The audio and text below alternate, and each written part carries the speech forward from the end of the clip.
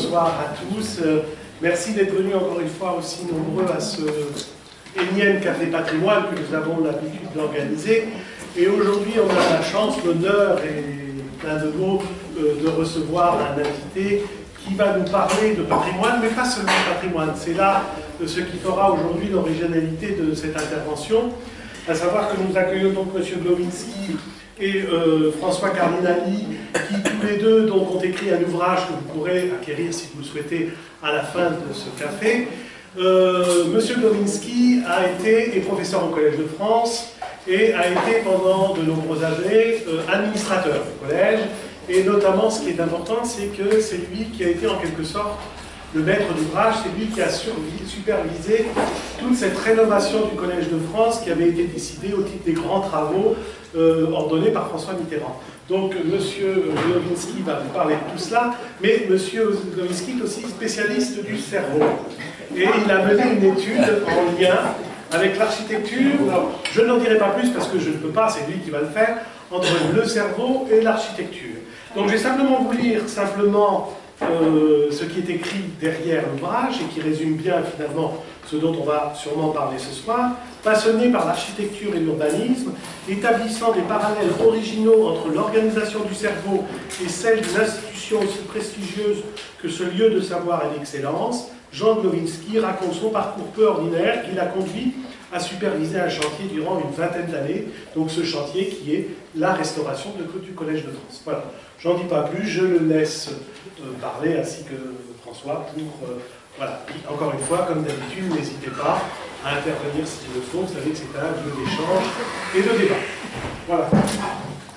Alors moi je vais juste prendre, moi c'est François Cardinali, donc, j'ai travaillé avec Jacques, je vais juste prendre la parole avec quelques images qu'on laissera et qu'on pourra revoir. Tout simplement pour vous dire que je suis comme tout le monde, comme beaucoup, je savais que le Collège de France existait, bien sûr. Il était situé face au vieux campeur, c'est comme ça que même les gens du Collège de France se repèrent. C'est pratique, presque aussi cool. Ça avait été un rêve d'un grand humaniste qui était l'intellectuel de l'époque François Ier, en 1530. Ce collège est donc lancé. Pour autant, entre le moment où l'idée germe et l'idée germe on l'oublie, pour lutter contre l'influence catholique trop présente de la Sorbonne. C'était pour que l'esprit soit libre. Mais entre le moment avant que le collège ne voit le jour, ça va marcher, voilà, il a fallu beaucoup de temps. La première pierre que vous voyez à gauche, un peu cachée, a été posée en 1613 par le roi Louis XIII, et le bâtiment Chagrin, celui qu'on voit de la rue des Écoles, date de 1772. Donc il a fallu déjà pas mal de temps, ça a été une longue aventure. Donc c'est un collège qui est né sur le signe de l'aventure. Voilà la première pierre, on pourrait y revenir, il n'y a pas beaucoup d'images. Et que ce collège a de tout temps eu un problème de place, de disposition, d'accueil. Au XVIIe, les professeurs disent déjà, j'ai retrouvé le mot, ce sont des masures. Il y a de façon indéniable des soucis qui vont durer. Et pour autant, c'est un collège qui va être fait pour ceux qui sont entrés de diverses parties, la dernière étant de 58, qui est le bâtiment actuel de biologie. Je savais comme beaucoup aussi que des professeurs prestigieux y ont donné et donnent toujours des cours. Alors quelques noms, Claude Lévi-Strauss, on a Pierre-Gilles de Gênes, qui est d'ailleurs dans le livre, qui a été important. On a bien sûr Foucault et on a aussi Boulez, pour vous donner la palette. Je savais comme beaucoup que c'était des cours qui étaient non diplômants et libres, on peut être complètement illettré et y aller. En revanche, je ne savais pas si ça avait été ce chantier, je ne savais pas qu'il avait fallu toutes ces années pour créer un lieu qui soit accueillant, que le chantier avait été titanesque parce que sous le bâtiment, on a retrouvé des traces de termes. C'était unique, il y avait 2 termes à l'époque à Paris, ce qui était unique. Je ne savais pas non plus qu'il avait fallu tout ce temps, ces 20 années, pour créer ce nouveau lieu. Je vais vous passer quelques images si on y arrive. Et qu'il a fallu, et c'était un travail titanesque, mais je vous laisse la parole, on vous remettra ce petit plan, coordonner architecturellement en tenant compte du patrimoine, tous ces bâtiments de différentes époques, et repenser entièrement le collège.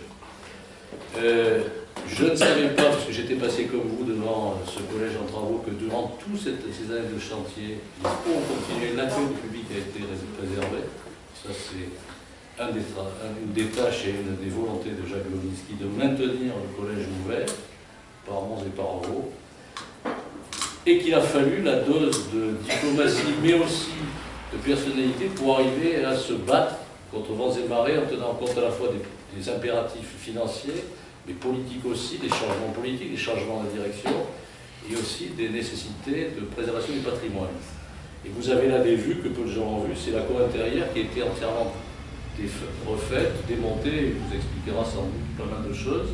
Donc un collège ouvert au public et un collège qui aujourd'hui, par le travail de Jacques Lewinsky, qui ne manque jamais de citer toutes les personnes qui ont été de cette aventure, et maintenant peut accueillir et tourner vers le XXIe siècle. Il y a une œuvre aujourd'hui qui est cohérente architecturalement.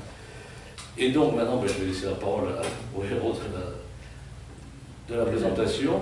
Et pour vous dire qu'avec Jacques Lewinsky, qui a un parcours atypique, il ne le dira jamais, mais je pense qu'il fallait être assez iconoclaste pour réussir ce qu'il a fait, tout commence par des arbres.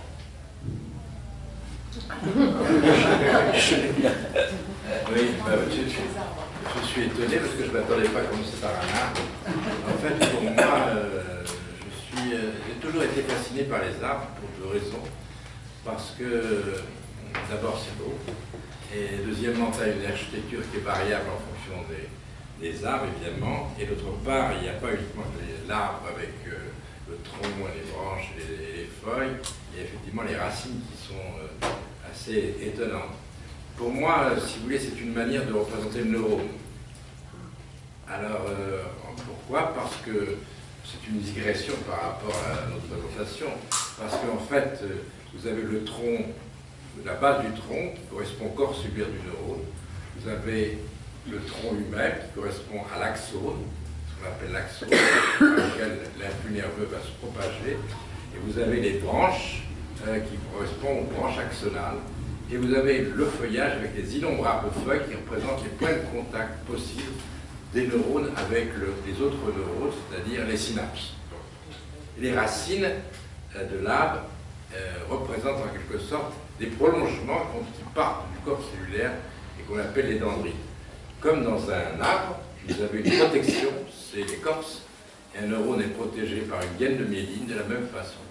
Et cette gaine permet finalement non seulement de protéger le neurone, pas tous les neurones possèdent de la myéline d'ailleurs, mais elle permet ce qu'on appelle un mouvement saltatoire qui fait que l'influx nerveux se propage beaucoup plus rapidement.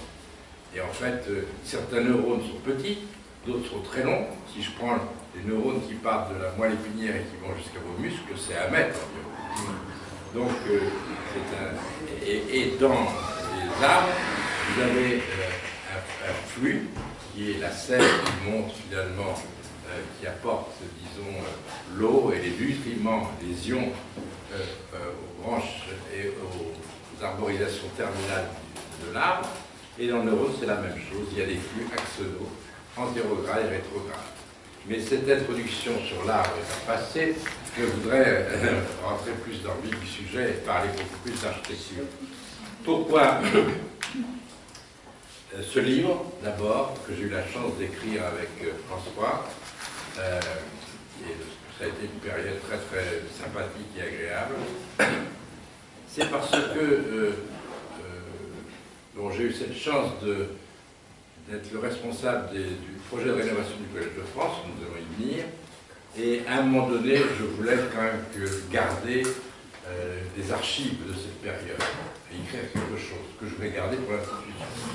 Et puis, par un hasard heureux, on nous a demandé d'écrire un livre qui était non seulement un livre sur cette histoire architecturale, mais aussi un livre sur mon parcours. Alors, pourquoi je me suis intéressé, si vous voulez, à l'architecture? C'est parce que, au démarrage de ma vie de chercheur, dans les années 60, j'étais bien sûr au départ à l'Institut Pasteur, comme beaucoup de chercheurs à cette époque, et je suis parti aux États-Unis. Et en fait, l'une de mes premières surprises, ça a été mes visites architecturales dans ce pays. C'est-à-dire, à chaque fois que j'avais l'occasion de visiter une université, il y avait toujours un soin particulier pour, disons, garder le patrimoine du lieu, en quelque sorte, le mettre en valeur. Et puis, bien sûr, il y a beaucoup d'architecture contemporaine, mais quand vous allez à Chicago, ou quand vous allez à Yale, ou quand vous allez, disons, le fameux Salk Institute à San Diego, alors vous vous rendez compte que les architectes Et les gens, les décideurs, ont réfléchi de différentes façons pour créer un cadre tout à fait particulier qui est non seulement un lieu de savoir et de connaissance, mais un lieu qui vous impressionne et dont vous vous souvenez, qui va s'imprimer dans votre mémoire. Et ça, je connaissais bien sûr les lieux français de l'université, et je n'avais jamais remarqué qu'il y avait un soin particulier pour que finalement on crée des lieux dans lesquels les étudiants, les enseignants seraient agréablement contents, heureux de vivre dans ces lieux. Ils en garderaient, si vous voulez, une impression extraordinaire. Donc, quand je suis arrivé au Collège de France dans les années 66, après ce stage, j'étais véritablement déconcerté par à la fois les lieux, on va y revenir, le fait qu'il n'y avait absolument aucune cohérence dans les locaux, tout était cloisonné, des rajouts avaient été faits, normalement il y avait absolument, c'était véritablement, je me souviens très très bien, nous avions reçu d'ailleurs des conférenciers prestigieux, et à chaque fois c'était vraiment la honte de les recevoir dans un lieu comme ça. Alors, encore deux mots pour repartir en arrière sur le Collège de France. En fait, c'est une institution tout à fait particulière puisqu'elle est unique au monde. Il y en a peu de ce type. Et en réalité, premièrement, comme ça a été dit, au départ, elle a été créée par François Ier, avec, grâce à Guillaume Budet, et qui est Marguerite de Navarre, la sœur de François Ier. Et puis, pendant très très longtemps, ça a été dit, il n'y avait pas de lieu d'enseignement. Les lieux d'enseignement, c'était dans les salles de séminaires ou de conférences aux alentours, ou dans les collèges médiévaux de Tréguier et de Cambrai, qui se trouvaient sous le Collège de France. Et puis, naturellement, déjà les lecteurs royaux, qui étaient peu nombreux au départ, grecs, arabes, mathématiques, plus tard, eh bien, disaient qu'il faudrait vraiment un lieu. Et pendant tout un temps, on a pensé construire le Collège de France, vous vous rendez compte, au Quai de Conti, à l'Institut, le lieu de l'Institut en face du Louvre. Et ceci est dans l'histoire du collège à deux reprises. Et finalement, l'histoire a failli se faire grâce à un dessin de Chastillon qui, en fait, a fait le premier projet du Collège de France et qui il n'y a qu'une aile qui a été construite par la Brosse. Et en fait, nous étions déjà au XVIIe siècle à ce moment-là. Et c'est dans le XVIIIe siècle, avec chagrin, que finalement, on voit apparaître le U, qui est cette cour d'honneur que l'on voit en face du vieux campeur. En montant, c'est le plan, vous avez déjà. Voilà, je vais vous montrer, c'est ce U qui est ici, voilà. 1773, c'est chacun. Et après, un certain temps après, il y a une extension qui se fait, c'est par le Tarouilly, et il crée ces deux cours qui sont là, la cour Budet et la cour Le Tarouilly, et puis tout cet ensemble qu'on appelle le bâtiment Chagrin. D'accord. Ça, c'est le site Marcelin-Berthelot. C'est là où le collège a été pendant très très très longtemps. Et les laboratoires sont venus bien plus tard, puisque au début, les laboratoires avaient été construits tout autour, et souvent dans des cabanes qui se trouvaient autour de ce bâtiment, parce qu'on a acquis le terrain progressivement, si vous voulez, qui borde finalement le lycée Louis-Grand, la rue Saint-Jacques, et puis l'impasse Chartière qui est de l'autre côté. Et finalement, c'est Gilbert, nos architectes, les élèves de Perret, qui ont construit ces trois bâtiments, vous voyez, 1929, 1933, 1939. Ils ont commencé par le bâtiment C, qui est finalement un bâtiment, au départ un bâtiment de chimie. La chimie a été une des sciences expérimentales les premières, si vous voulez, enseignées au Collège de France. Et au début, d'ailleurs, dans les premiers, il y avait un amphithéâtre où on enseignait la chimie qui était ici dans cette rue intérieure. Et à côté de l'amphithéâtre, il y avait une petite pièce qui était le laboratoire où on préparait des expériences pour les montrer aux gens qui regardaient les conférences. Et ensuite, Gilbert a construit le bâtiment D, qui est en réalité, où il y avait deux amphithéâtres superposés l'un sur l'autre. C'est une des caractéristiques dans l'histoire du Collège de France. Quand on a ou construit des amphithéâtres, ou pensé construire des amphithéâtres, on rajoutait en fonction des enseignements qui se développaient, ils étaient dispersés sur le territoire. Ils n'étaient pas concentrés à un endroit, ils étaient dispersés. C'est-à-dire qu'il y avait déjà une ségrégation des disciplines. Bon. Et ensuite, ici, le dernier bâtiment, 1939, qui est ici, qui a été construit après. Ce qui est étonnant, puisque c'est les mêmes architectes, ils se sont débrouillés pour que les étages de ces bâtiments ne correspondent pas. Ce qui a naturellement été l'une des difficultés de la rénovation que vous pouvez imaginer. Donc, et puis, je ne sais pas si vous passez devant le collège, vous verrez quand même que bon, le bâtiment Chalgrin, il est discutable, quand même agréable à regarder, et puis il est équilibré de l'autre côté par la Sorbonne, et de l'autre côté, il y a une masse qui est ce bâtiment C, le bâtiment E, qui vraiment, bon, je sais qu'il faut sauvegarder le patrimoine, mais il écrase finalement ce bâtiment qui a quand même une certaine allure, et surtout la cour, quand on voit la rue, ici la rue Saint-Jacques, eh bien, quand on regarde en perspective cette cour, c'est assez beau. Bon. Alors, en fait, ce site s'est développé progressivement, et finalement, ce n'est que à cette époque, on a mis 10 ans pour construire le bâtiment biologique, qui n'a aucun intérêt, qui se trouve derrière 1958, bordé par le lycée Louis Blanc. Je dois dire que pendant la guerre, puisqu'il a été terminé dans les années 58, vous voyez, pendant la guerre, eh bien, c'est là que Joliot-Curie et d'autres s'entraînaient à faire des bombes pour lutter contre les Allemands. Donc ce terrain servait d'un terrain, on préparait des explosifs dans les bâtiments qui étaient là, et on s'entraînait à les jeter sur ce terrain qui était là. Donc voilà pour raconter la petite histoire du Collège de France.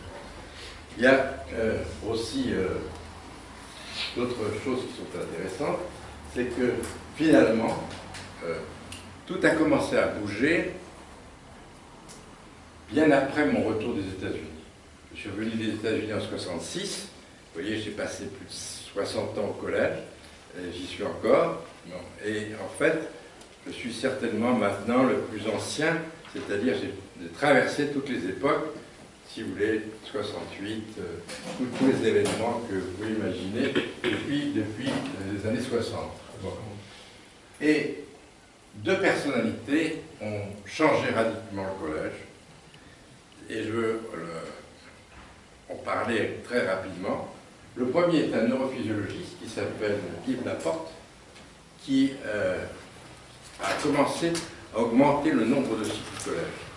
C'est-à-dire pendant très très longtemps, pendant toutes les années, les siècles, etc., tous les professeurs à chaque fois se plaignaient, les administrateurs, on manque de locaux, on a un public qui est bien de plus en plus grand, on est trop confiné au 5e arrondissement, il faut ouvrir le collège, d'autant plus qu'il doit contribuer à diffuser les connaissances, faire un enseignement libre, l'enseignement doit changer tous les ans, donc c'est des nouvelles disciplines doivent émerger, on ne reproduit pas les mêmes disciplines d'une fois à l'autre, etc. Donc à chaque fois, il y avait des projets qui naissaient, etc. Et là, Laporte a réussi à coup de bête deux choses. Premièrement, il a obtenu, et il n'était pas le premier à avoir commencé, une partie des locaux de Polytechnique. D'accord ? Donc on a créé un site qu'on appelle le site Cardinal de Moine, qui est en partie sur les locaux de Polytechnique. Puis deuxièmement, le collège avait bénéficié d'un bâtiment qui se trouve juste en face du Panthéon, rue d'Ulm, pas loin de l'école normale, et qui, à cause d'un architecte d'ailleurs des bâtiments de France, qui avait fait une erreur dans le dernier étage, et le bâtiment a été fermé pendant 10 ans. Et il n'a pu être ouvert que grâce à Laporte et un prix Nobel, c'est-à-dire d'Ossay, et c'est à ce moment-là qu'on a récupéré, si vous voulez, ce site. Donc le collège se trouve avec 3 plus des stations qui avaient été données au fil du temps à des professeurs pour qu'ils puissent poursuivre leurs travaux dans des conditions particulières. C'est comme ça qu'on avait une station à Meudon, qu'on appelle la station Marcelin-Berthelot. Ils faisaient des expériences en apesanteur. On avait une station marine à Concarneau, et une autre qui a été créée pour Darsonval, qui est le premier physiologiste qui a utilisé des techniques électriques pour faire de la biologie. Voilà, donc, et ce qui se trouve à Nogent. Et au fil des années, personnellement, je trouvais qu'il fallait se concentrer sur les 3 sites dont j'ai parlé, le site U, le site Cardinal Lemoine et le site, bien sûr, Marcelin. Alors, ceci étant dit, nous avons vu très rapidement l'histoire du collège, l'histoire de la progression de la construction de ces bâtiments, l'étendue des sites du Collège de France, ces stations qui, pendant un certain temps, ont été utilisées par certains professeurs, mais un manque de cohérence générale. Et un maître d'œuvre, M. Laporte, qui a introduit la démocratie au collège, qui était quand même très important, et d'autre part la convivialité, quelque chose aussi qui est vraiment crucial pour la vie en société, et à qui l'on doit vraiment, disons, au départ, cette volonté de rénover le Collège de France. Mais il n'a jamais pu arriver, parce qu'il n'arrivait pas à convaincre ces collèges, à créer une atmosphère qui crée de la cohérence dans la distribution des fonctions dans ces différents locaux. Et puis, Laporte, qui prévoyait beaucoup de choses, c'était un homme vraiment très très rigoureux. Il souhaitait créer une équipe. Normalement, ce n'est pas l'administrateur qui désigne l'administrateur suivant, mais il peut influer pour favoriser, disons, la nomination d'un collègue parmi les professeurs, qui sera l'administrateur. Et il a choisi de nommer Narabizan, André Miquel, et qui, en fait, se trouvait l'administrateur du Collège de France. Moi, j'étais nommé à ce moment-là vice-président de l'Assemblée. Et le 3e larron, si l'on peut dire, c'était Marc Fumaroli. Et Marc Fumaroli, que l'on connaît pour ses travaux sur la rhétorique, était quelqu'un qui était assez visionnaire. D'ailleurs, il avait enseigné aux États-Unis aussi. Et ça a commencé comme ça, notre première réunion. Comme j'étais déjà très attiré par l'architecture, j'avais rencontré, voilà, dans les questions, etc., discuté, un certain nombre d'architectes. J'avais fait un projet, tout seul dans mon coin pendant les vacances. Et ce projet, je t'ai dit, bon, voilà, il faut quand même rénover cette maison, je veux déjà lancer quelques idées.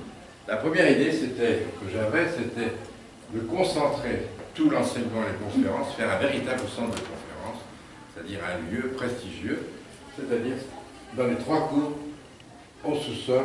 Voilà. Je ne voulais pas modifier l'architecture extérieure, je savais que c'était impossible, c'était peut-être pas souhaitable, quoique pour ce bâtiment, ceci est discutable. Et puis, donc il fallait descendre en profondeur, et modifier l'intérieur, trouver de la lumière, la cohérence.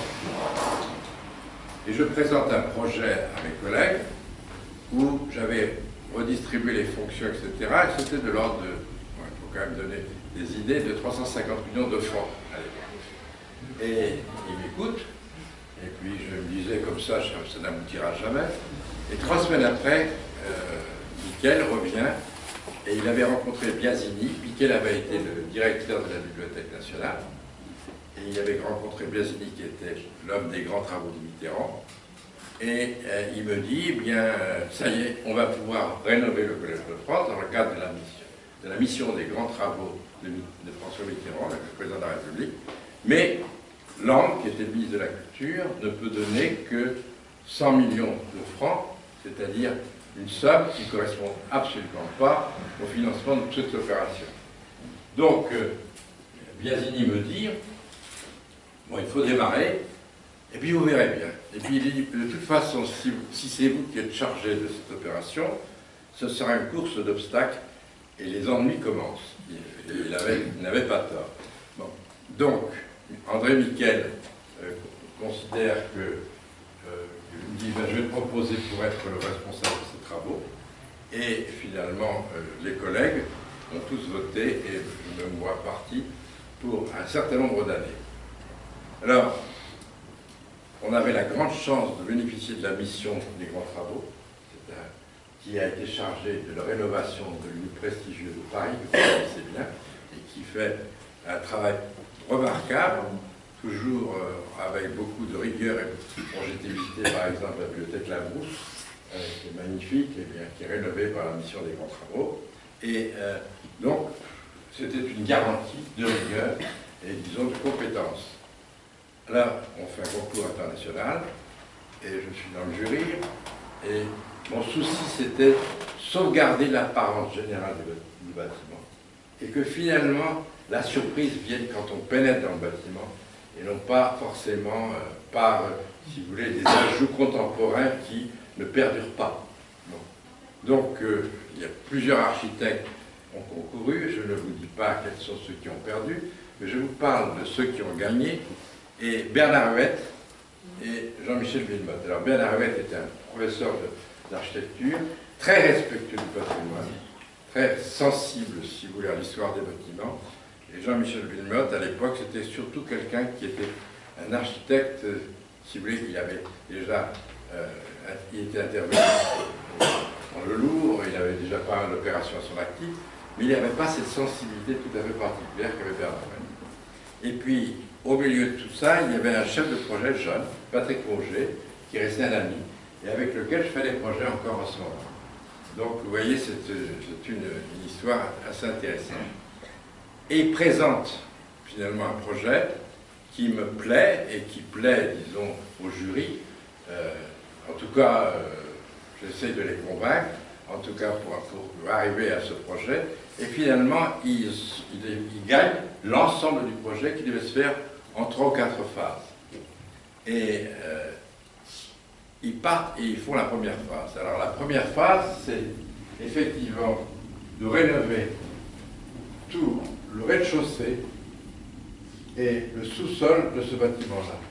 Et l'opération de la cour d'honneur est étonnante, puisque finalement, il y a 8 mois de fouilles archéologiques. On découvre les vieux collèges de Cambrai et de Tréguier.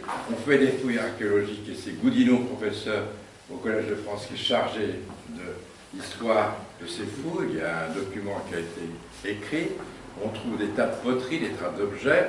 Bon, ben voilà, on voit très très bien les fouilles pendant 8 mois. Et on creuse, 22 mètres. Et finalement, on crée 2 étages en sous-sol. D'accord? L'amphithéâtre a à peu près 10 mètres de haut, la hauteur de ce plafond. Je vous suggère d'aller, ceux qui ne connaissent pas le Collège de France, je crois que certains le connaissent, la salle est assez magnifique, il y a une acoustique extraordinaire. Et ce qui est formidable, c'est que vous voyez ces colonnes qui sont à l'intérieur de l'amphithéâtre, eh bien, elles continuent la structure du bâtiment extérieur, c'est-à-dire qu'il y a une continuité entre les ouvertures et ce qui fait qu'inconsciemment, on sent une unité, une homogénéité dans la conception de ce bâtiment. Et ça c'est très très beau. Donc en réalité, quand on revoit le plan,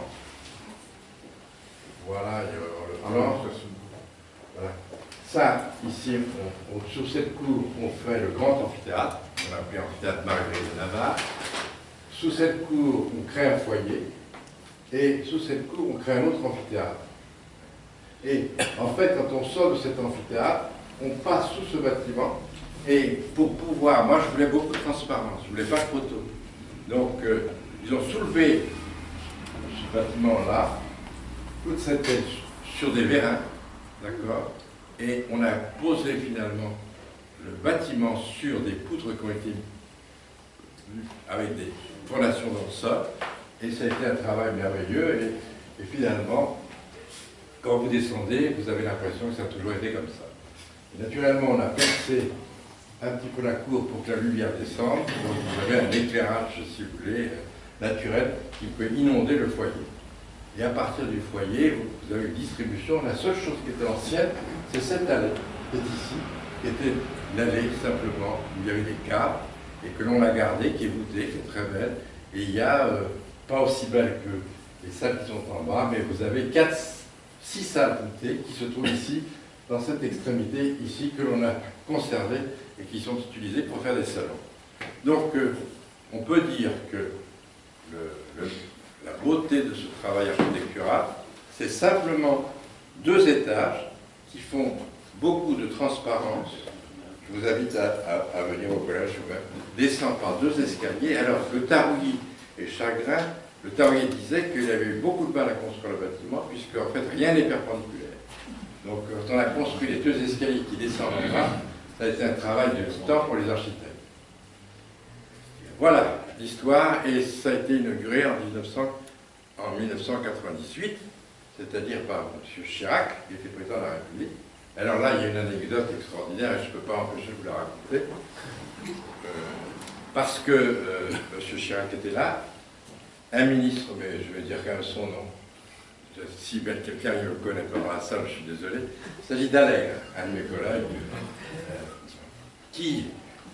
Madame Trottmann était là, c'était la ministre de la Culture, et M. Chirac, le président, marchait le premier.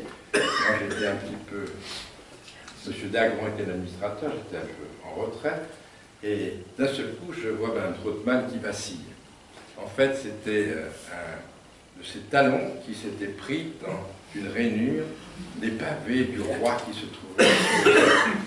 Alors, je me précipite pour empêcher que le tombe, et puis Alex se retourne vers moi, il dit « L'eau, vous connaissez bien », il me dit « C'est insupportable ces pavés, tu vas retirer ces pavés, je te donne tant d'argent, tu vas mettre du goudron. » Je savais, j'avais prévu votre indignation, et en fait, alors je lui dis, écoute, il n'en est pas question, et tu te fiches de moi, et c'est scandaleux qu'il y ait des choses pareilles, alors tu peux insister, te donner tout l'argent que tu veux, je ne le ferai pas. Et pour vous raconter cette histoire de pavés, c'est que ces pavés avaient été retirés un à un, gardés à Meudon pendant tous les travaux, coupés sur la tranche, parce que c'était trop lourd pour supporter, pour pouvoir, si vous voulez, être sur la toiture de l'amphithéâtre. Et en fait, bien sûr, on n'a jamais remplacé ces pavés par du goudron. Et Allègre, je ne suis pas resté ami pendant très longtemps avec lui, comme vous l'imaginez. Bon voilà, ça a été une des histoires, mais j'en ai d'autres, j'en ai plein, parce qu'au cours de 3 ans, comme ça, les histoires s'accumulent. Donc, la première histoire arrive, c'est que les architectes sont surpris. Je vais pour aller négocier la seconde phase de ces travaux, qui devait comprendre, si j'ai le plan, si vous voulez, de construire une bibliothèque générale sous cette aile qui est ici, pour qu'elle soit la bibliothèque générale en face du lieu d'enseignement, du centre de congrès, c'est-à-dire que la bibliothèque générale, où se trouvent les archives administratives et scientifiques du Collège de France, que vous pouvez y aller.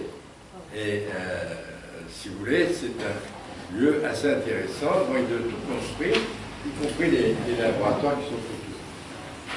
Et en fait, j'avais bien sûr fait une programmation au départ avec un groupe, une dizaine de personnes, et cette programmation avait été écrite.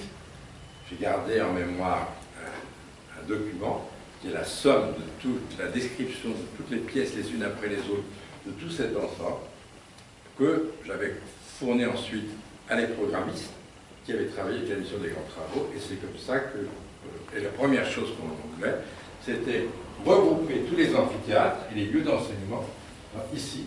Pourquoi? Pour des raisons de sécurité, et pour que le public ne se disperse pas dans les laboratoires, et que l'on l'évite finalement, et je ne pensais pas au terrorisme que l'on a maintenant.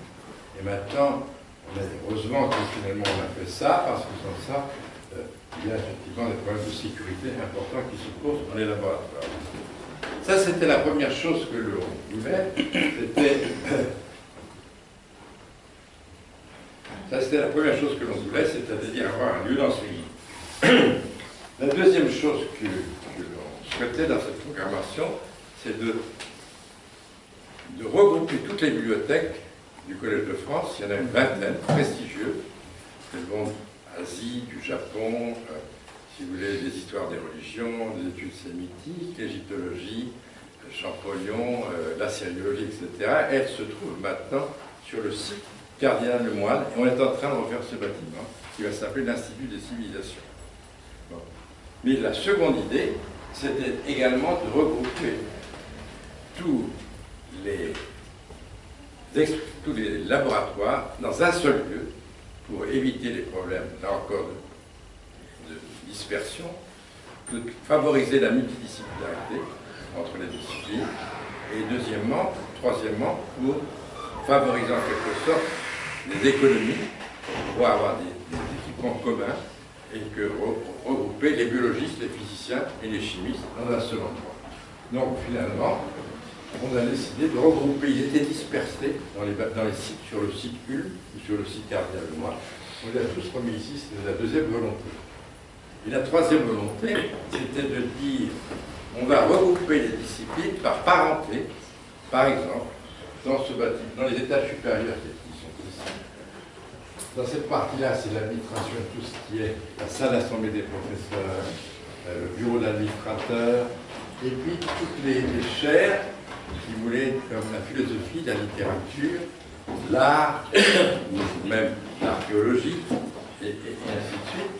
Et puis mettre tout ce qui est mathématique, le droit, la sociologie, sur le site de la revue, parce qu'il y a l'économie, il y a des liens entre le droit, l'économie, les mathématiques, et puis ces disciplines, et regrouper toutes les bibliothèques spécialisées des chaires correspondantes, y compris la chaire de Claude Lévi-Strauss, sur le site Cardinal Lemoine. Donc voilà l'idée générale du projet. Et bien sûr, il fallait que l'on ait un lieu où toute la logistique se fait par cette cour qui est ici.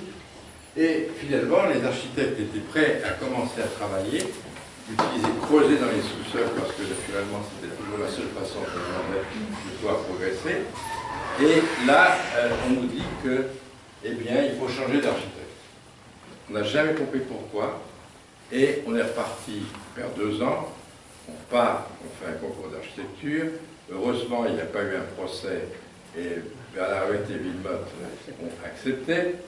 Et on refait un second concours d'architecture, et c'est donc un second architecte, Jacques Ferrier, qui gagne ce concours pour pouvoir, si vous voulez, faire la bibliothèque ici et réaménager tous ces laboratoires. Alors en réalité, celui-ci a été réaménagé progressivement, par étapes successives, et finalement, pour pouvoir réussir toute cette opération, et pour pouvoir anticiper en quelque sorte les financements, eh bien, j'ai utilisé une partie de l'argent du Collège de France qui avait des donations qui étaient là depuis des années. Et avant la crise financière, j'ai fait vendre une partie des biens du Collège pour amorcer les effaces successives des travaux. Et nous avons pu comme ça réaliser une phase interne que nous avons payée nous-mêmes, qui a consisté à rénover tous les étages supérieurs de ce bâtiment, plus donc toutes les chaires, l'administration, toutes les chaires littéraires, etc. Les bureaux ont été refaits, et tout ça transparent. Un jour, si vous voulez, je pourrais même organiser une visite, si ça vous intéresse.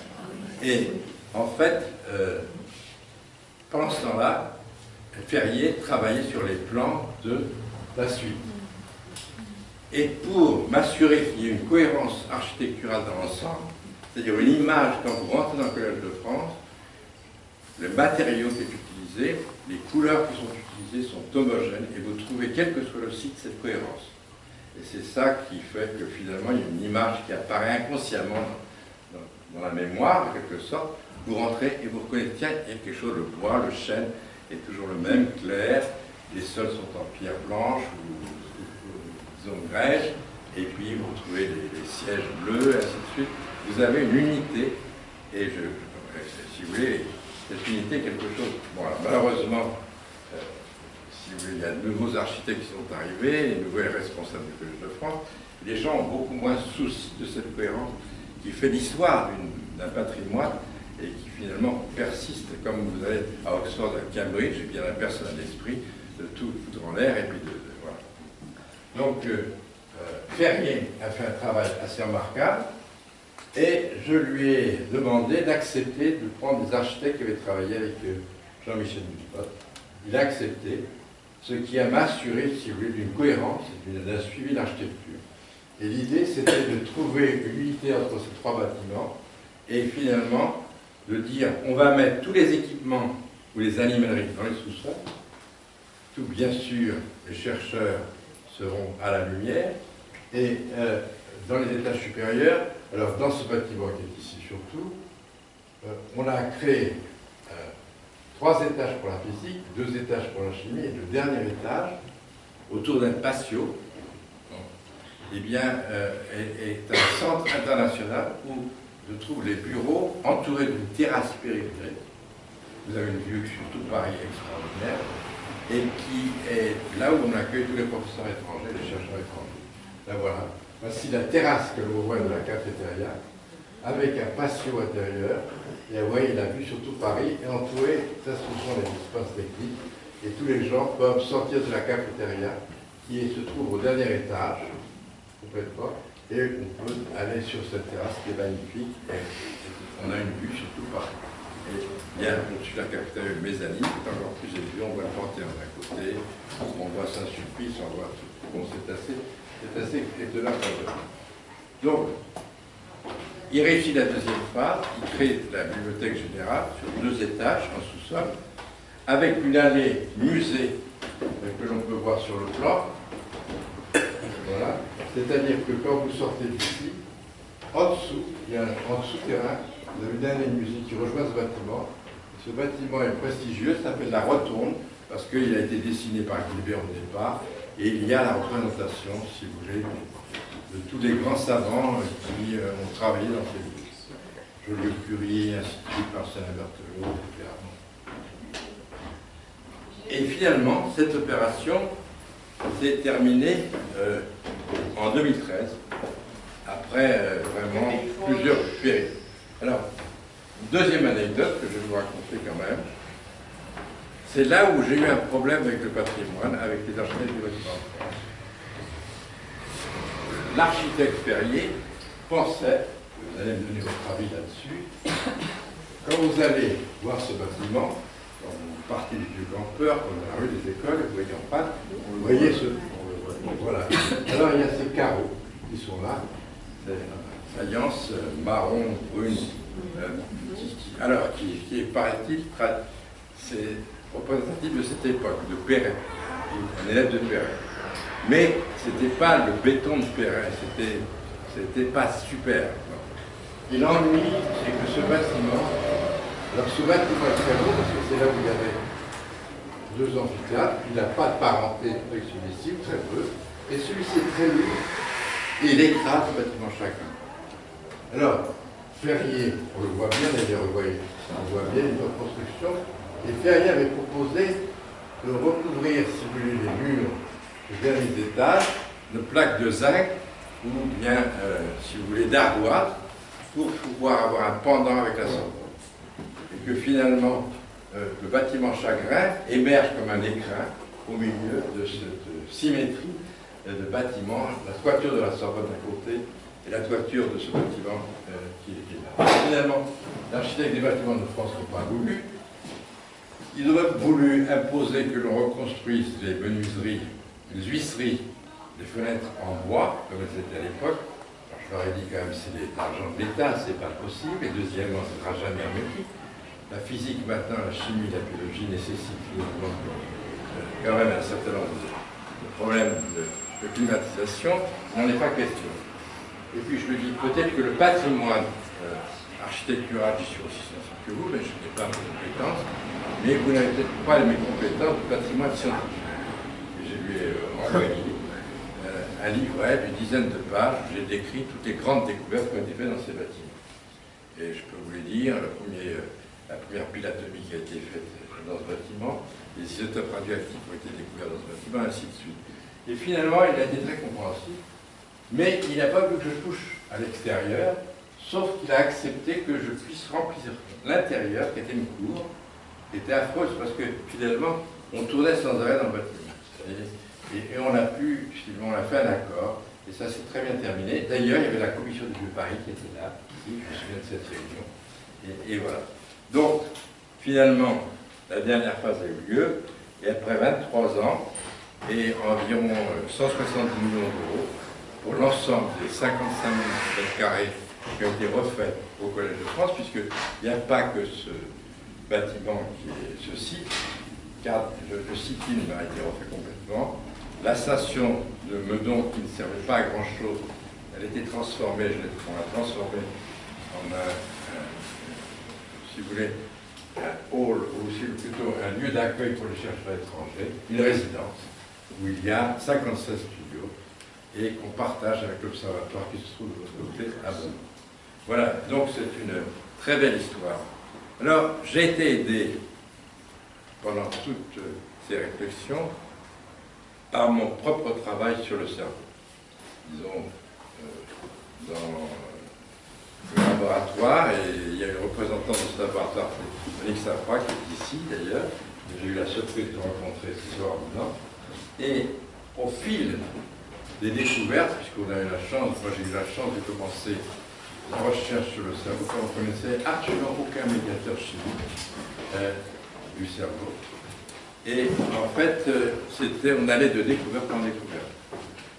Et au fur et à mesure que, ça je ne vais pas faire une conférence sur le cerveau, mais finalement, pour comprendre ce que l'on faisait, ou l'expliquer, et pour suggérer de nouvelles expériences, en fonction de ce qui se faisait dans le laboratoire, aidé par mes collègues, j'avais fait un modèle simplifié de l'organisation fonctionnelle du cerveau. Je vais essayer de vous le dire en 2 minutes, c'est très simple. Et ce modèle est le suivant. La plus grande partie des neurones constitue des milliards de neurones, qui sont entourés de cellules qu'on appelle les cellules gliales, qui ont encore un nombre de synapses de contact entre eux qui est encore beaucoup plus grand que les milliards dont j'ai parlé, constitue un réseau que j'ai appelé le réseau exécutif. Et ils sont essentiellement constitués de 2 types de neurones, dont les médiateurs chimiques, c'est-à-dire les molécules qui sont libérées à partir des terminaisons nerveuses et qui vont agir sur des récepteurs. C'est-à-dire que c'est comme une clé qui va rentrer dans une serrure et ouvrir la serrure, d'accord, eh bien, sont un acide aminé, vous savez qu'on a 22 acides aminés, qui sont les briques élémentaires de la constitution de votre organisme, en quelque sorte. Eh bien, en fait, l'un de ces médiateurs est le glutamate. Très difficile de travailler avec le glutamate puisqu'il est dans toutes les cellules. Et quand il est transformé en une étape enzymatique, il va devenir un médiateur qui est le gamma. Eh bien, la plus grande partie de vos neurones sont constitués, des neurones qui sont riches en glutamate et en gamma. Et ça a été découvert dans les années 66, il n'y a pas si longtemps. Comment? Eh bien, par 2 amis qui travaillaient sur, disons, le homard, la langouste, et du côté de Boston. Et en fait, ils s'intéressaient aux muscles qui ferment la pince du homard et les nerfs qui commandent la contraction du muscle, ou au contraire l'extension du muscle, la fermeture de la pince, l'ouverture de la pince. Et la fermeture, c'est des neurones excitateurs qui contiennent le glutamate, et l'ouverture, c'est des neurones inhibiteurs qui contiennent du GABA. Et on avait trouvé les 2 médiateurs principaux du cerveau. Et ils avaient trouvé. Et puis, ça c'est ce réseau, il est constitué d'ensembles de neurones qui sont impliqués, chacun de ces ensembles, dans l'exécution de fonctions, des plus simples aux plus complexes. Ça peut être, si vous voulez, la marche, ça peut être prendre un verre, ça peut être parler, ça peut être sourire, ça peut être des tas de fonctions. Ce sont des ensembles de neurones, et maintenant, par les imageries cérébrales, on peut mettre en évidence ces ensembles neuronaux sollicités dans l'exécution de certaines fonctions. Par-dessus ce réseau extraordinaire, qui est constitué de neurones dans lequel la vitesse de connexion est très rapide, vous avez un réseau régulateur. Et ce réseau régulateur, il est constitué de systèmes de neurones bien moins nombreux, très divergents. La vitesse de connexion est beaucoup plus lente. Ils innervent différentes parties de même structure cérébrale, et puis, ou parfois même toute une structure cérébrale comme le cortex. Et ces neurones sont régulateurs, c'est-à-dire qu'ils modifient les capacités opérationnelles des ensembles neuronaux du système exécutif. Et pour essayer de vous le représenter, c'est-à-dire ils sont permissifs ou restrictifs, c'est-à-dire ils amplifient certaines réponses, surtout en fonction de l'habitude et de la mémoire, ou au contraire ils les répriment. Et donc, ce sont des grands régulateurs. Pour vous donner un exemple, la destruction de certains systèmes, eh bien, c'est par exemple la maladie de Parkinson, vous avez entendu parler. La destruction d'un autre système, le système cholinergique, c'est la maladie d'Alzheimer. Bon. Et vous avez d'autres systèmes qui sont plus divergents encore, vous voyez aucune modification, mais le système nerveux est très fragilisé. Et en fait, les premiers systèmes de neurones qui ont été trouvés dans le cerveau, ce sont ces fameux systèmes molaminergiques sur lesquels j'ai travaillé. J'ai été l'un des premiers à travailler sur la dopamine.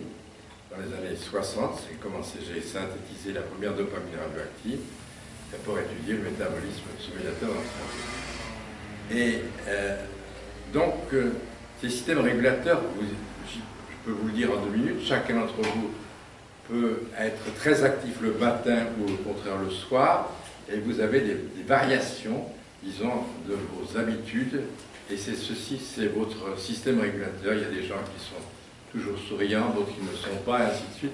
Ces différences sont liées à des processus de régulation. Donc, j'ai appelé ça le système régulateur. Et puis le troisième, c'est un système énergétique. Pour fonctionner, le cerveau consomme énormément de glucose, d'énergie. Et l'énergie, elle est apportée par le glucose qui vient du sang. Et le sang apporte aux cellules gliales du glucose qui va être transformé et ceci va aller dans les neurones. D'accord ? Et inversement, en fonction de leur activité, les neurones déchargent des ions qui vont repasser dans les cellules gliales et être éliminés dans la circulation. Donc, ces cellules gliales jouent un rôle extraordinaire et j'ai appelé ça le système énergétique, on a appelé ça le système énergétique. Alors, comment transposer un système comme ça, simple, fonctionnel, avec des réseaux qui parlent entre eux, puisque les cellules gliales ont plein de récepteurs. Pour un même médiateur, vous avez plusieurs types de récepteurs, ça c'est un autre problème. Et comment utiliser ce concept ou ces concepts dans l'architecture ou dans l'urbanisme. Alors c'est pas très difficile. Quand vous avez un bâtiment, un ensemble de bâtiments, vous avez des fonctions. D'accord ? Et le plus simple, représentez-vous Paris. D'accord ? Et toutes les villes, vous avez dans votre tête une image où se trouvent les fonctions administratives de la ville. C'est des ensembles fonctionnels où est l'administration. Si je vous dis où sont les zones commerçantes, tout de suite vous voyez où elles sont dans votre note. Donc vous avez là la distribution d'un système, d'un ensemble fonctionnel qui est le printemps, le BHV, et ainsi de suite. Et puis maintenant je vous dis où sont les autres centres culturels. Alors vous voyez le Louvre, vous voyez et ainsi de suite. Donc vous voyez que c'est l'assemblage de différentes fonctions qui crée cette ville extraordinaire qui est Paris, et la même chose à Londres, sauf que c'est organisé un petit peu de façon différente. Mais il y a certaines analogies dans l'organisation des villes. Donc, une ville, il y a des artères importantes, des voies de circulation, et c'est comme les grands systèmes neuronaux, les voies nerveuses, d'accord ? Et puis, vous avez dans chacun des arrondissements des petites ruelles comme celle-ci, des rues, elle est très importante, excusez-moi, et en fait, des circuits locaux. Et dans le cerveau, c'est fait de la même façon. Donc, ça c'est comment fonctionne la ville. C'est ce que j'appelle le système exécutif. Et pour le Collège de France, les fonctions, c'était, comme je vous l'ai dit, l'enseignement, les conférences, les réceptions. C'était ensuite les bibliothèques. Troisièmement, l'administration, les centres administratifs de l'institution, les chaires qui sont regroupés par de familles et parenté pour qu'il y ait des interactions, et ainsi de suite. Donc, l'idée, c'est déjà d'imaginer comment ça va fonctionner et comment ça va évoluer dans le temps. Donc, le cerveau a cette capacité, c'est la stratégie et l'anticipation. Et mon problème, c'était d'imaginer comment cette discipline allait évoluer pour créer des dispositions, des localisations qui ne seraient pas pérennes, mais avec une certaine plasticité et une possibilité d'évolution. Bon, ça c'était donc, ceci me permettait d'expliquer aux architectes ce que je souhaitais, ce qu'on souhaitait, et deuxièmement de mieux expliquer, si vous voulez même, la finalité générale des fonctions. Et quand je fais des projets maintenant sur des lieux même de Paris, qu'on restaure et qu'on rénove, eh bien, on pratique de la même façon. Donc, il fallait imaginer comment finalement tout ça peut bouger dans le temps, d'accord, et être toujours fonctionnel. Les systèmes de régulation, le système régulateur pour l'architecture, c'était très simple, c'est le choix des matériaux, le choix des couleurs. Rien n'est pire que d'avoir un mélange de couleurs hétéroclites qui fait qu'il fatigue terriblement. Deuxièmement, vous vous fatiguez dans le temps et vous avez besoin d'un fond reposant. De temps en temps émergent des livres, etc., des tableaux qui finalement peuvent changer. Mais vous avez besoin d'une cohérence de couleurs et de tonalité et de lumière. La lumière, c'est quelque chose d'extraordinaire. Et finalement, ça, c'est un principe de régulation. Dans une ville, si elle est éclairée, toute la ville change. Si elle n'est pas éclairée, vous avez peur, c'est l'agressivité. Vous avez une sensation d'inconfort continuel. Donc, dans la régulation dans une ville, c'est aussi le transport, c'est aussi tous les clignotants qui sont réglés, d'accord. Et le système exécutif dans un bâtiment, eh bien, c'est tout, si vous voulez, ce qui est de plus en plus important, c'est l'arrivée des fluides, comment les déchets s'en vont, et surtout quand vous avez des laboratoires de chimie et de physique très très sophistiqués, tout ceci doit être pensé, et la maintenance doit être assurée. Malheureusement, dans tout ce qu'on fait en ce moment, on ne pense jamais à la maintenance, et en fait, les gens sont si peu sensibles à ça, ils construisent et puis après ils s'en foutent. En réalité, c'est pas ça. Un bâtiment, c'est 5% de l'investissement de départ, d'entretien tous les ans pour qu'il soit adapté, etc.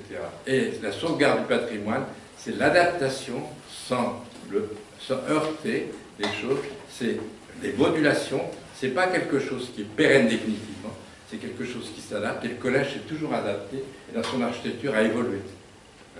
Donc en réalité, quand vous pensez au patrimoine, ce n'est pas forcément garder impérativement ce qui existe, c'est l'adapter sans le dénaturer. Donc et ça m'amuserait d'en parler avec vous parce que je suis très sensible, très attaché à ce genre de problème. Alors, et le système énergétique, donc je le dis, c'est les courants forts et les courants faibles, c'est des fluides, c'est des tas de choses comme ça. Et maintenant, dans les villes connectées avec des capteurs partout, eh bien, ce problème du réseau énergétique est fondamental. Et là, dans le collège, eh bien, aussi, on a réfléchi que tout ça allait évoluer. Donc, il y a des passages qui sont prévus, anticipés, pour qu'effectivement, on puisse modifier, s'adapter à l'évolution des technologies et finalement des besoins. Alors, j'ai presque fini. Ce modèle m'a aidé de façon inattendue, c'est dans le livre d'ailleurs. J'ai été désigné par Mme Pécresse, quand elle a fait le plan campus des universités, dans le jury qui accordait les plans campus au groupe d'universités dans le pays. Et puis à un moment donné, et malheureusement ça recommence, il y avait un problème à Saclay. Les polytechniciens ne s'entendaient pas avec les universités, il y avait ces différences sociales que vous connaissez, les grandes écoles d'un côté, l'université de l'autre, etc. Et il y avait des conflits. Donc, elle ne s'entendait pas avec un homme qui a joué pourtant un rôle important, mais qui n'était pas commode, c'est M. Blanc, qui a fait tout le métro périphérique que vous connaissez bien. D'accord. Et j'étais nommé chargé de mission par Mme Pécresse pour essayer de trouver un terrain d'entente dans tous les acteurs qui se trouvent à Saclay. Et M. Blanc a nommé un polytechnicien qui est un ingénieur de travaux publics, qui est procureur de Boisserain, et tous les deux, on a monté toute une opération pour essayer de convaincre tout le monde de faire un projet qui puisse être financé, puisque le projet c'était pas rien. Saclay, c'est 4 milliards d'euros. Et naturellement, ils s'engueulent maintenant, après 10 ans, ils sont en train il y a des conflits de nouveau. Mais on a utilisé pour la négociation et pour la participation de tous les acteurs, qui étaient le CNRS, le CEA, qui étaient Polytechnique, Centrale, Supélec, Cachan, j'en passe les meilleurs, HEC, l'Université de Versailles, etc. Eh bien, une technique qui était basée sur les 3 réseaux. Et on a constitué des groupes de réflexion. D'un côté, les gens qui s'occupaient des fonctions, c'est-à-dire toutes les disciplines, d'accord, comment les gens voyaient la répartition de ces disciplines sur le territoire de Saclay. Il y avait non seulement des chercheurs du public, mais il y avait également des entreprises, des acteurs différents. Ensuite, les régulateurs, eh bien évidemment, c'est tous les maires, tous les politiques qui se trouvent tout autour, c'est les financiers, c'est des tas de gens, c'est-à-dire les associations qui jouent un rôle important. Par exemple, les agriculteurs à Saclay, il y a 9 agriculteurs qui se trouvent et qui défendent leur territoire, comme vous pouvez l'imaginer. Il y a des amis de la vallée de la Bièvre qui défendent finalement, que vous connaissez mieux que moi, et ainsi de suite. Donc, plus les représentants des étudiants, les représentants des enseignants, et ainsi de suite. Et le système énergétique, c'était tous les gens qui construisent. Alors c'est très intéressant parce que Saclay, c'est également un terrain très argileux, très difficile, puisque c'était là que l'eau s'écoulait pour aller fournir l'eau des jets d'eau de Versailles. Et en fait, vous pouvez utiliser les bois, il y a des bois, il y a des tas de choses. Donc en réalité, énormément de projets ont été faits de Saclay, et là, il y avait des gens qui s'occupaient des transports, le fameux problème des transports de cette région, et ainsi de suite. Et c'est en créant des cercles de réflexion comme ça, basés sur l'organisation fonctionnelle du cerveau, ça marchait, et les gens, en cercles successifs, ont fait, si vous voulez, une réflexion globale. 300-400 personnes ont travaillé ensemble pour créer ce projet. Et c'est comme ça que finalement, le projet de Saclay s'est élaboré. Mais là encore, le vrai problème, c'est toujours un problème d'hommes ou de femmes, c'est un problème de gouvernance. Et ils ont trouvé le moyen de... Moi, au début, je voulais aller très très vite. Je voulais construire, si vous voulez, des cafétérias pour tout le monde. Et non pas la cafétéria de Polytechnique ou la cafétéria ou le Learning Center de l'école de Supélec. Parce que pour qu'il y ait des interactions entre les gens, il faut créer des lieux communs. Et il y a quelque chose, si vous connaissez la Villette, vous connaissez les folies de la Villette, c'est magnifique ce truc de Tchoumi qui a été fait, ces espèces de bâtiments rouges, vous avez des activités où il y a les enfants, les crèches, etc. Et là, comme à Saclay, vous avez le cyclotron Soleil qui est un équipement remarquable. Moi, je voulais faire des lieux comme ça de rencontres et à chaque fois des événements pour les gens qui permettent de se reconnaître et deuxièmement de créer une identité. Parce que le patrimoine, c'est l'identité. Donc, en fait, bon, ça ne s'est pas fait exactement comme ça. Il se bagarre un petit peu, mais pour l'intérêt du pays, je pense que j'ai vu l'ancien président de la Fondation de Saclay, et j'espère qu'il y aura des négociations qui pourront reprendre. Ce que je voulais dire pour terminer, c'est que pour nous, les travaux de la rénovation du Collège de France, c'était une grande chance. Pour moi, c'était un apprentissage considérable, surtout, si vous voulez, d'être confronté à des problèmes humains complètement différents, rencontrer les architectes, rencontrer les ouvriers, rencontrer les entreprises, rencontrer bien sûr les administratifs avec tous les problèmes que ça peut, les problèmes d'argent que vous pouvez imaginer, les négociations.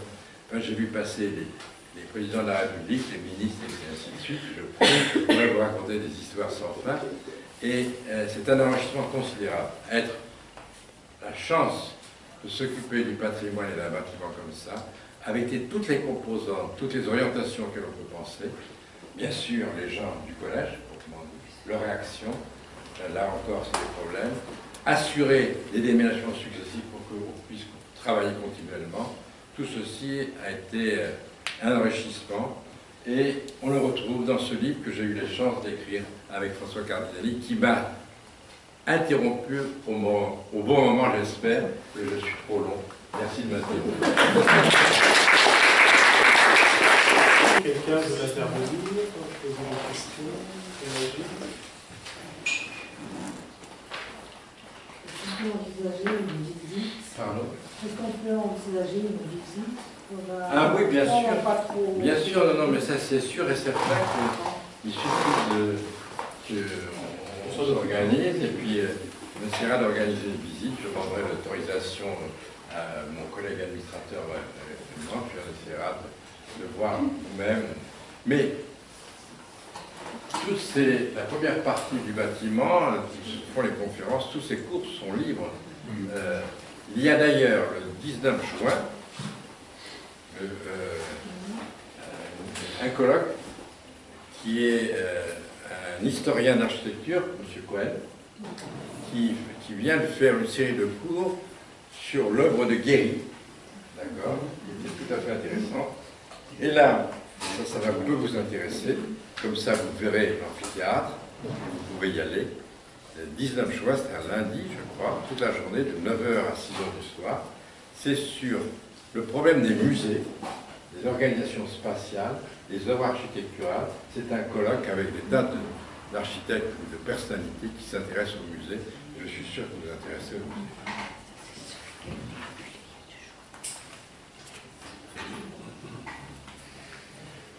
Oui, allez-y, monsieur. Oui, un problème, peut-être une question plutôt pratique. Ces travaux ont duré en effet plusieurs années. Vous avez été amené à fermer des bâtiments et à faire des opérations de tiroir Voilà, d'un bâtiment à un autre. Voilà. Voilà. Alors ça a été... bien sûr, pendant la période où on a refait le bâtiment Chagrin, les cours n'avaient plus lieu ici. Alors on avait demandé, si vous voulez, à la Sorbonne, on avait demandé, on les faisait dans les autres sites, et puis ainsi de suite. Mais on n'a pas fermé. Et on n'a jamais... Et la recherche, par exemple, quand on faisait un bâtiment, on déplaçait tout le monde. Alors naturellement, ça râlait pas, ça râlait beaucoup, vous pouvez imaginer. Bon, mais enfin, ça s'est passé pas mal quand même. C'est pour ça que c'était long aussi. C'était long pour des raisons financières, c'était long pour des raisons administratives, parce que vraiment il y a eu des tas de périodes difficiles dans ces travaux. Et puis c'était long parce qu'on déménageait à chaque fois. Mais finalement, vous savez, on apprend toujours, puisque on apprend en allant regarder ce qui se fait ailleurs, on apprend en étant confronté aux problèmes. Il y a des choses que je ne ferai plus, ou si vous voulez, et ce qui m'a frappé, je le dis d'ailleurs dans ce livre, on le dit avec François, si vous voulez, c'est l'évolution de la sociologie de ce pays. C'est-à-dire, j'ai vu la crise du bâtiment arriver, cette crise financière qu'on a connue, et cette évolution des entreprises et de la façon dont les gens de métier, les gens compétents étaient formés ou pas formés. Et la détérioration, si vous voulez. D'ailleurs, tout le monde vous dit que construire maintenant, c'est extrêmement difficile. Il y a des phénomènes de concentration considérables, ce qui n'est pas bon. Toute concentration est obligatoirement une erreur pour l'imagination. Quand vous avez une concentration trop grande, d'abord vous avez un seul lieu de pouvoir, vous n'avez plus de contestation et vous n'avez plus d'imagination. Donc, j'ai assisté à cette évolution de la détérioration. Et je suis parfaitement sensible au problème du travail bien fait et du maintien et de la maintenance. Et quand vous allez en Suisse ou quand vous allez en Allemagne, et vous prenez une porte, une poignée, c'est une poignée. Ben, dans notre pays, c'est pas une poignée, c'est quelque chose qui prend Même chez vous, même à ce niveau-là. Comment ? Même à ce niveau-là. Non, à ce niveau-là, si vous voulez, on a eu de la chance parce que le prix moyen des dépenses dans toute cette opération, c'était de l'ordre, sur toutes ces années moyennées, c'est de l'ordre de 3 000 3 500 € du mètre carré. Donc c'est vraiment, à ce prix-là, c'est quand même un niveau. Mais quand même, vous savez, quand même, c'est très libre. Quand vous êtes acculé, que c'est mal fait, que vous avez des entreprises, qui m'est arrivé je ne sais pas combien de fois, qui vont faillir. Et que finalement, tout est fichu parce que le calendrier n'est pas respecté, les autres disent, je m'en vais, je ne reviens pas. Donc quand vous avez un bâtiment comme ça, ou une opération comme ça, les faillites ou les difficultés dans des entreprises financières, etc., les gens qui ne viennent pas parole, c'est un casse-tête sans fin. Enfin, ça finit par se faire. Dans les fouilles, est-ce que vous avez trouvé des choses archéologiques? Oui, absolument. Et il y a un livre que l'on peut trouver dans la librairie, dans la bibliothèque générale du collège, ce qui a été fait par sous la direction de M. Boudinot, où il y a, si vous voulez, rassemblé toutes les informations sur ces fouilles, la manière dont elles ont été faites. Et il y a dans certains lieux, notamment dans le... Vous voyez, regardez, quand on retrouvait un puits qui se trouvait à l'intérieur des fouilles, j'étais émerveillé quand on a vu ce puits qui se trouvait sous dans les thermes, sous le collège de Cambrai. Et on a trouvé des poteries, on a rassemblé si vous voulez, des tessons, on a trouvé des tas de choses, et on a conservé, on a même des objets entiers qui sont dans des vitrines du Collège de France. Alors on a fait, même dans l'endroit où on a les salons voûtés, il y a des vitrines qui sont là, et l'histoire de ces fruits est racontée. Qu'est-ce qu'il y avait avant que ce soit avant Eh bien, il y avait ces deux entrailles? il y avait ce qu'on appelle, si vous voulez, les thermes de l'Est. Vous avez les thermes de Cluny, et les thermes de l'Est allaient du Coupe-Chou, le restaurant Le Coupe-Chou, donc vous avez le Collège de France qui est en face, toujours en face de Grand-Peur. Sur la gauche, au fond, c'est la base Chartière en face, vous avez un restaurant qui s'appelle Le Coupe-Chou. Et ça allait de ce Coupe-Chou jusqu'à la rue Saint-Jacques. Vous savez que l'artère principale de Lutèce, c'était la rue Saint-Jacques, qui montait jusqu'à un marché qui se trouvait, au Marquin qui se trouvait, vous l'avez peut-être là, dans vos plans, etc. Sur un plan. Voilà. Eh bien, il y avait un marché qui se trouvait au niveau du Luxembourg. Bon, je crois que vous avez toutes les informations ici. J'ai vu tout à l'heure qu'il y avait des choses. Et que... Bon, alors et après, c'était la banlieue, il n'y avait rien du tout. Il y avait... Voilà. Donc, nous, quand on a découvert, on prenait les termes en dessous, c'était extraordinaire. Et bon, alors, il y a des endroits, à un moment donné, si vous voulez, on m'avait demandé de faire la programmation de l'amphithéâtre de l'Institut. Alors, il est contre le mur de Philippe Auguste, et là, vous voyez, c'est toujours le même problème. Donc, on a parfois des choix à faire, on conserve pas, on s'adosse à quelque chose qui fait partie de l'architecture. Là, rien n'était suffisamment intéressant pour que on puisse l'utiliser en termes de le préserver. Donc, on a tout fermé. C'était des termes gallo-romains. Voilà. Mais ils sont tous détruits parce que quand ils ont construit le collège de Cambrai, le collège de Tréguier, tout ça a été rasé. En fait, si vous voulez, à l'époque, la Seine n'était pas protégée comme elle était protégée, donc il y avait des allusions. Donc ça remontait progressivement. Vous connaissez ça certainement mieux que moi. Donc voilà. Très bien, ben, je crois qu'on a fait le tour.